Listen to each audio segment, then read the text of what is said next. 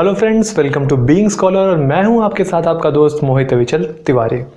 और आज मैं आपके लिए लेकर आया हूं क्लास 8 के पॉलिटिकल साइंस का फर्स्ट चैप्टर जिसका नाम है द इंडियन कॉन्स्टिट्यूशन।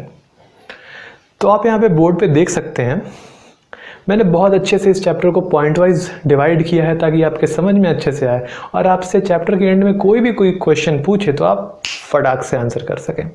तो फर्स्ट पॉइंट की बात करें बच्चे, कॉन्स्टिट्यूशन क्या है? कॉन्स्टिट्यूशन एक रिटन डॉक्यूमेंट है जिसमें सेट ऑफ रूल्स लिखे गए हैं। हमारी कंट्री को जो रूल्स गवर्न करते हैं उन सबको हमने एक जगह लिख दिया है और उस बुक को हमने क्या कह दिया? कॉन्स्टिट्यूशन।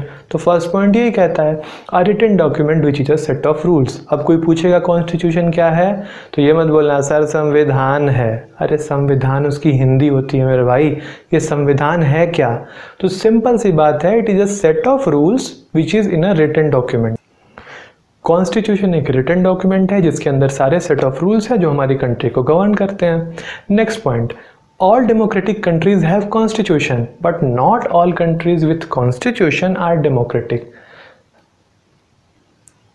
कहने का मतलब भैया कि हर एक डेमोक्रेटिक कंट्री के पास कॉन्स्टिट्यूशन होता है, लेकिन यह जरूरी नहीं है कि हर वो कंट्री जिसके पास कॉन्स्टिट्यूशन हो वो डेमोक्रेटिक कहलाए। जैसे कि नेपाल के पास कॉन्स्टिट्यूशन तो था बट वो डेमोक्रेटिक नहीं था। कैसे? आगे बात करते हैं। अब हमें बात करनी है कैरेक्टरिस्टिक की। तो हमारे इंडिया में क्या है कि जब हम किसी भी चीज़ की बात करते हैं तो सबसे पहले बात आती है कि अच्छा इसके कैरेक्टरिस्टिक क्या है, इसके फीचर क्या हैं। ये आपको हर जगह मिलेगा, किसी सब्जेक्ट में जाओ, किसी भी टॉपिक पे जाओ, हर जगह अगर किसी चीज़ की बात करोगे ना तो उसके फीचर और कैरेक्टरिस्टिक को भी बताना होगा। तो कैरेक्टरिस्टिक की बात करें तो मैंने इसको भी पॉइंट वाइज डिवाइड किया है। फर्स्ट पॉइंट देखना, it explains fundamental nature of society. हमारी सोसाइटी के फंडामेंटल नेचर को एक्सप्लेन करता है कि हमारी सोसाइटी वो किस टाइप की सोसाइटी है। मतलब एक रिलीजन के लोग रहते हैं, कई रिलीजन के लोग रहते हैं, किस तरह की गवर्नमेंट है यहाँ पे, कैसे इलेक्शंस होते हैं और सोसाइटी की हर एक माइन्यूट डिटेल कि लोगों को राइट्स हैं कि नहीं, ये सब चीज़ हमारा कॉन्स्टिट्यूशन बताता है। तो ये हमारे कॉन्स्टिट्यूशन का कैरेक्टरिस्टिक हो गया। Set of principles governed bye all citizen. मैंने पहले ही बोला कि एक रिटन डॉक्यूमेंट है जिसमें सेट ऑफ रूल्स लिखे हुए हैं, प्रिंसिपल्स हैं और वो सारे प्रिंसिपल हम सारे सिटीजन्स को फॉलो करने होते हैं। तो वो सारे रूल्स और प्रिंसिपल मिलके हमें गवर्न करते हैं। तो ये सेट ऑफ प्रिंसिपल हैं governed bye all citizens. Third point, it explains the nature of political system. तो कॉन्स्टिट्यूशन से साफ साफ पता चल जाएगा कि किस तरह का पॉलिटिकल सिस्टम है हमारे यहाँ। अगर राइट्स ग्रांटेड होंगे तो डेमोक्रेटिक होगा, अगर राइट्स नहीं मिले होंगे, सब कुछ अथॉरिटी किंग के पास होगी, किसी मोनार्कियल पावर के पास होगी, तो वो डेमोक्रेटिक नहीं होगा। Next point, guarantee different type of rights. हाँ भैया, अब कॉन्स्टिट्यूशन है तो राइट्स तो देगा ही। आपकी भी कॉन्स्टिट्यूशन ने अलग अलग तरह के राइट्स दिए हुए हैं, उसके बारे में हम आगे बात करेंगे। बट हम यहाँ पे यही जानना है कि कॉन्स्टिट्यूशन के कैरेक्टरिस्टिक्स में कि constitution guarantees different type of rights. अब राइट्स तो दे दिया, अब जो माइनॉरिटीज़ हैं क्या उनको वो राइट्स मिल पा रहे हैं, अवेल हो पा रहे हैं, उनकी राइट्स का वायलेशन तो नहीं हो रहा है? तो इसका ध्यान भी कॉन्स्टिट्यूशन ही रखता है। कैसे? अगले पॉइंट में देखिए, it protect the right of minorities. तो ये माइनॉरिटीज़ के राइट को प्रोटेक्ट करता है। अब हम फटाफट आते हैं केस स्टडी ऑफ नेपाल में। केस स्टडी ऑफ नेपाल की बात करें तो first point, till recent time Nepal was a monarchy. मतलब अभी हाल तक नेपाल मोनार्की था। कहने का मतलब एक था राजा, एक थी रानी और सब मिलके सरकार चला रहे थे, लोगों के हाथ में कुछ था नहीं। Second point, previous constitution of Nepal reflected that the power and authority rested in the king. मतलब मैंने ऊपर बताया था कि नेपाल के पास कॉन्स्टिट्यूशन तो था जो 1990 में बना था, याद रखना। बट उस कॉन्स्टिट्यूशन में ये कहा गया था कि सुप्रीम अथॉरिटी, सुप्रीम पावर वो किसके पास है? किंग के पास है, मोनार्कियल हेड के पास है। तो वो काहे का डेमोक्रेटिक भैया? नहीं है डेमोक्रेटिक।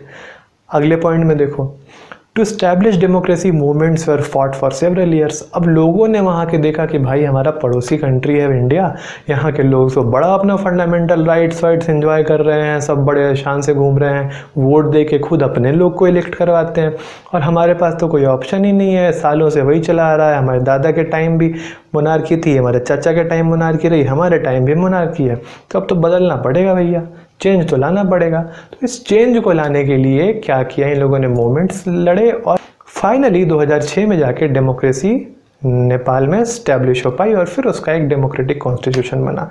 तो नेपाल की केस स्टडी में हमें यही जानना है। अब हम आगे बढ़ते हैं। अब मैंने कहा था ना कि कहीं भी किसी चीज़ के बारे में बात करेंगे तो दो बातें जरूर रहेंगी, कैरेक्टरिस्टिक और फीचर। तो कैरेक्टरिस्टिक तो हमने डिस्कस कर लिया डेमोक्रेसी का। अब हम बात करते हैं फीचर्स के बारे में कि की फीचर्स क्या हैं। अब की फीचर्स की बात शुरू करने से पहले थोड़ी सी बात हम करेंगे भीमराव अंबेडकर जी की। तो doctor Bhimrao Ambedkar was the founding father of Indian constitution. इनका बहुत बड़ा बहुत अहम योगदान रहा था कॉन्स्टिट्यूशन को शुरू करके ख़त्म करने में, मतलब पूरा कॉन्स्टिट्यूशन तैयार करने में इनका बहुत और अहम हाथ रहा था, इसलिए हम इन्हें फादर ऑफ इंडियन कॉन्स्टिट्यूशन भी कहते हैं। उनका मेन मोटिव जो था मेरे बच्चों, उनका मेन मोटिव ये था कि जो भी क्लासेस सोशली बैकवर्ड रह गए उनका अपलिफ्टमेंट हो सके, उन्हें भी बहुत सारे राइट्स मिल सके, अपॉर्चुनिटीज़ मिल सके, जिससे कि वो अपना अपलिफ्टमेंट कर सके, अपने फैमिली का अपलिफ्टमेंट कर सके। अब फीचर की बात कर लें, bring together different culture, community, language and religion. तो भैया हमारा कॉन्स्टिट्यूशन क्या करता है कि अलग अलग कल्चर, कम्युनिटी, लैंग्वेज और रिलीजन को एक साथ ले आता है और उस तरह के देश में हम रहते हैं। तो हमारा कॉन्स्टिट्यूशन ये कहता है कि एक साथ रहेंगे क्या क्या चीज़ें, अलग अलग कल्चर, अलग अलग लैंग्वेज, अलग अलग रिलीजन, अलग अलग कम्युनिटी। फिर बात करते हैं everyone to be treated equally and allowed to participate in the election. मतलब भैया मोनार्की थी, कॉन्स्टिट्यूशन नहीं था, तब तो कोई ऑप्शन नहीं था। अब कॉन्स्टिट्यूशन है तो हमें ये राइट देता है कि अब हम अपने लोगों को वोट कर सकें, इलेक्ट कर सकें हमारे रिप्रेजेंटेटिव्स को, और सबको इक्वल ट्रीटमेंट मिले, कि सबको मौका मिले गवर्नमेंट में पार्टिसिपेट करने का। यहाँ के लोग हॉर्न बजाएंगे ना, बजाते चले जाएंगे, सुनिए।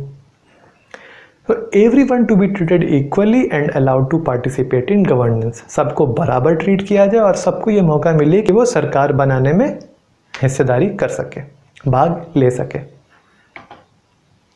अब हम बात करते हैं पिलर्स ऑफ इंडियन कॉन्स्टिट्यूशन की।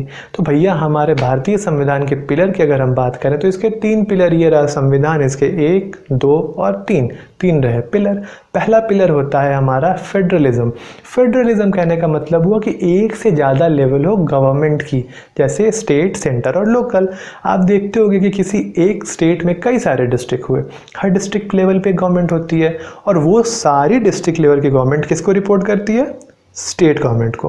अब इस तरह कई सारे स्टेट होते हैं तो ये सारे स्टेट गवर्नमेंट किसको रिपोर्ट करते हैं, सेंट्रल गवर्नमेंट को। तो हो गई ना 3 लेयर की गवर्नमेंट, सेंटर, स्टेट और लोकल। तो ये तीनों गवर्नमेंट जो हैं अलग अलग होती हैं, तो इसे हम कहते हैं फेडरलिज्म। फिर हम बात करते हैं पार्लियामेंट्री फॉर्म ऑफ गवर्नमेंट की। बच्चे पार्लियामेंट्री फॉर्म ऑफ गवर्नमेंट कहने का ये मतलब है कि हम अपने द्वारा इलेक्ट किए गए लोगों को भेज सकें जो वहाँ पार्लियामेंट में बैठे। तो पार्लियामेंट्री फॉर्म ऑफ गवर्नमेंट कहने का ये मतलब है कि ऐसे लोग वहाँ पे इलेक्ट होके जाएं जिन्हें हमने इलेक्ट किया है, पार्लियामेंट में वो लोग जाके बैठे। और उसको इलेक्ट करने के लिए हर एक सिटीजन के पास क्या होना चाहिए, यूनिवर्सल एडल्ट फ्रेंचाइजी, यानी कि हर एक सिटीजन जो कि 18 साल से ऊपर का है उसको राइट टू वोट होना चाहिए। एक और चीज़, वोट देने से पहले मैंने नेक्स्ट पॉइंट में बोला है कि क्या क्या चीज़ें हमें नज़रअंदाज करनी है। कास्ट, क्लास और जेंडर, इन चीज़ों से ऊपर उठ के हमें वोट देना है। ऐसा नहीं कि अगर मेरे कास्ट का कोई इलेक्शन में पार्टिसिपेट कर रहा है और वो काम ना करता हो, बट अगर दूसरे कास्ट का कोई पार्टिसिपेट कर रहा हो, उसने काम किया हो, वो काम करे, तो हमें किसको वोट देना चाहिए, जो बंदा काम कर रहा है। हमें अपने रिलीजन और कास्ट के ऊपर जाके वोट नहीं करना है। थर्ड पिलर की अगर हम बात करें तो थर्ड पिलर है सेपरेशन ऑफ पावर। हमें पता है कि गवर्नमेंट के 3 ऑर्गन कौन कौन, एग्जीक्यूटिव, लेजिस्लेचर और जुडिशरी। तीनों के काम अलग अलग हैं, इसके बारे में हम आगे आने वाले चैप्टर्स में बात करेंगे। बस हम यहाँ पे ये जानते हैं कि तीनों इंडिपेंडेंट होते हैं, कोई एक दूसरे के काम में दखल अंदाजी नहीं करता है। तो that is separation of powers. अब हम बात करते हैं सेक्युलरिज्म की। तो कॉन्स्टिट्यूशन सेक्युलरिज्म की बात करता है। सेक्युलरिज्म कहने का मतलब है कि हमारी कंट्री में हमारी जो गवर्नमेंट है, हमारा जो कॉन्स्टिट्यूशन है, वो किसी एक पार्टिकुलर रिलीजन को प्रमोट नहीं करता है। यहाँ पे अलग अलग धर्म के लोग, अलग अलग जाति के लोग साथ में रहते हैं। तो कहने का मतलब सेक्युलरिज्म से एक ही चीज़ आपको समझना है कि officially does not promote any religion. हम ऑफिशियली किसी भी एक पार्टिकुलर रिलीजन को प्रमोट नहीं करते हैं। तो इसी के साथ आज के लेक्चर को मैं यहीं ख़त्म करता हूँ। अगले वीडियो में मैं फिर मिलता हूँ आपके साथ इस चैप्टर के बाकी हिस्से के साथ। तब तक के लिए कीप लर्निंग।